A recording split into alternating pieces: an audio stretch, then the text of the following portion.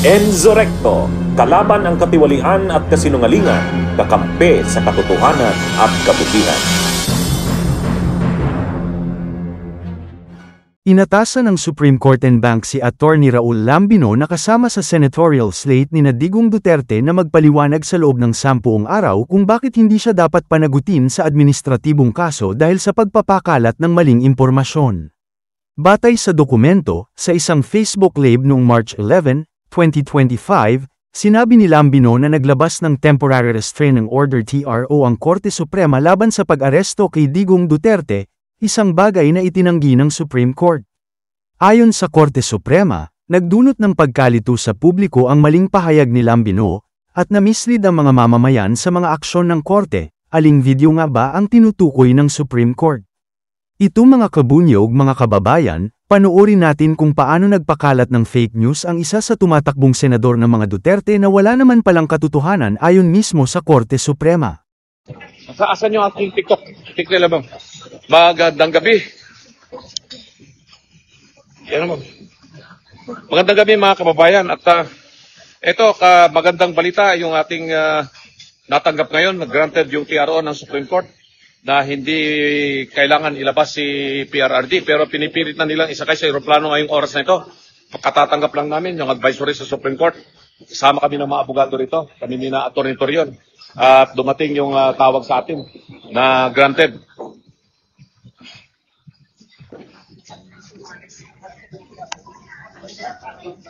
Ito, magkakasama kami ngayon.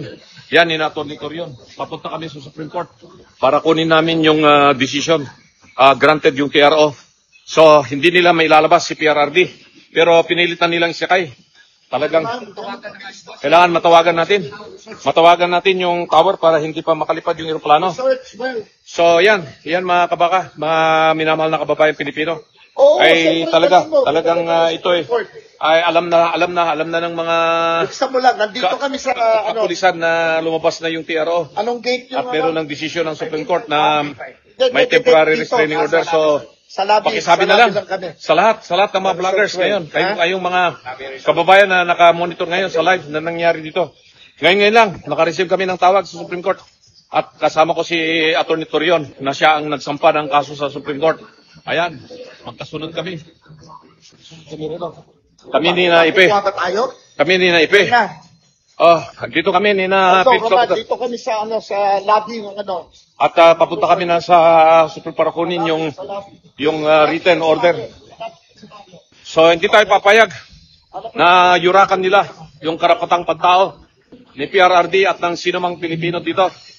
Kaya mananaig ang hustisya dito sa Pilipinas, hindi tayo pasasakop sa mga dayuhan na yun ang gustong mangyari itong mga nakaupo ngayon sa pamahalaan na babaliwalay nila ang ating saligang batas, ang soberenya ng Pilipinas na kailangan nating ipagpatuloy na paglaban. Hindi po tayo basta-basta susuko sa kanila. Mananaig pa rin ang kabutihan at justisya. Kaya mga kababayan, ulitin ko, impormasyon na nakalap namin, granted, yung TRO, yung petition natin sa Supreme Court para hindi po nila madala. At may lipad si Tate Digong, pero balita natin, yung impormasyon natin ay binuhat siya. Pinilit na isinakay sa bus. At ililipad na nila sa pribadong eroplano. Kaya, yan. Ayun, ginagawa namin ang paraan na makontak ang tower para hindi mailipad yung eroplano na papaalis. Kasi pag nailipad nila si PRRD at nakalabas yan sa airspace at saka utos ng kwan, wala na talagang, na ito? Tahasang paglabag na ng saligang batas itong ginagawa nila sa atin. At gusto nila talagang abusuhin ang karapatan ng mga bawat mamamayang Pilipino na tahasang paglabas sa saligang batas natin.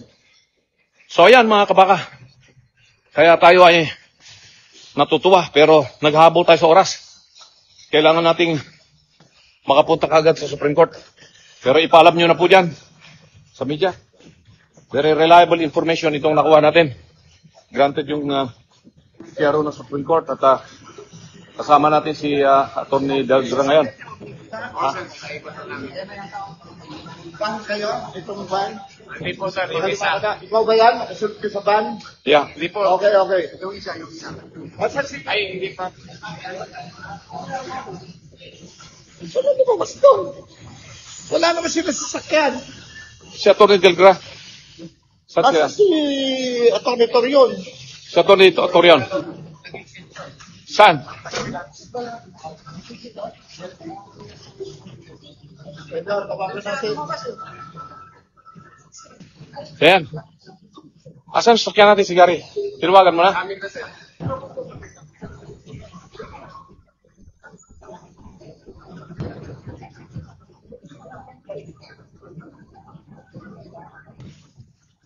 So ito mga kapakahintay natin na huwag nating hayaan na basta na lamang pong yurakan nila yung karapatan nating lahat, mga mamamayang Pilipino. Dahil kung magagawa nila yan kay PRRD, magagawa nila yan sa ating lahat. Eh sino ba naman tayo? Ordinaryong mamamayan lang tayo, mahirap lang buhay natin. Kung yung naging Pangulo ng Pilipinas, pinakamagaling na Pangulo ng Pilipinas, eh ganun na lamang po kung tratuhin nila.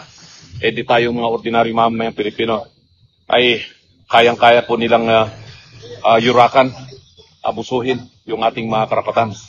Pag napalampas po natin ito at nagawan po nila yung kagustuhan po nila na mananaig ang kadiliman, mananaig ang kasamaan dito sa ating bayang Pilipinas, hindi ko na alam kung ano mangyayari sa atin. So ito mga kababayan, patungo po tayo ngayon sa Supreme Court. Tatawagan na si Atty. Torion. Asan si Ikwan? Asan si General? Ano ka, ikot tayo doon. Ikot tayo. Asan si General? Si General, asan siya? Kaya lang may iwan doon. Hawak ko eh. Hindi mo tumayo. Asan si General?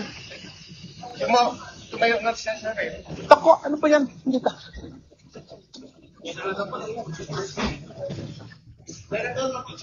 Yes. Idol namin kita, Kamagaldan, Pangasinan. Yeah. Mga kabaka. Salamat.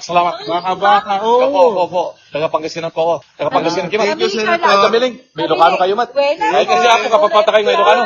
Mga kabaka. Tipod-pod nung Ilocano ka talaga nga, nasayat. Yan ang mga kabaka. Yan. Mga kabaka. Yan. Boto natin to. Salamat. Hi. Ay, antan. Kumang tawad siya kayo. Convention nyo. Baka nakila siya man. Muna kami sa Supreme Court. Talang tini kidala gabay dalan kidnapod da yakan dala da Europe katon una kami sa Supreme Court alam may tiyaro. Non kapitana, makanta kila siya man bayan pa nga.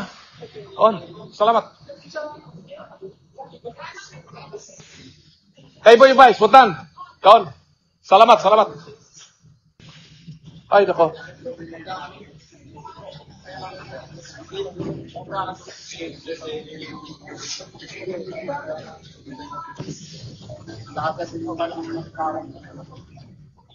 Akala ko kasunod po sila kanina. Sabi ko action tayo. Hindi na tumayo yung dalawa siya. Yeah. Tawagan mo siya. Hindi tawagan mo siya para alam niya kasi punta niya kung hindi niya makita. Yeah. So ayan, mga kababayan, abangan natin. At yung isang sasakyan ay nauna na. Meron lamang ako hinihintay ng isang kasama.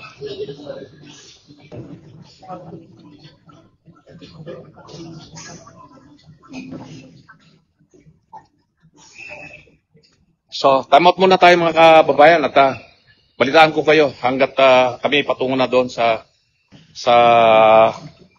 Supreme Court. Napanood natin mga kabunyog mga kababayan ang video na sinasabi ng Supreme Court. Tanong tuloy ng karamihan na, ganito ba ang kailangan sa Senado?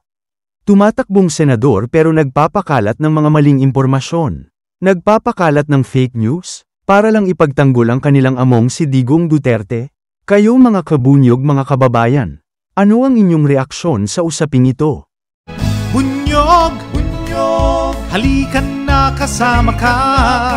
Bunyog, Kapag buklod ay may pag-asa, Luzon, Visayas, Mindanao, isa ang pananaw. Sa bagong Pilipinas ang bunyog isisigaw.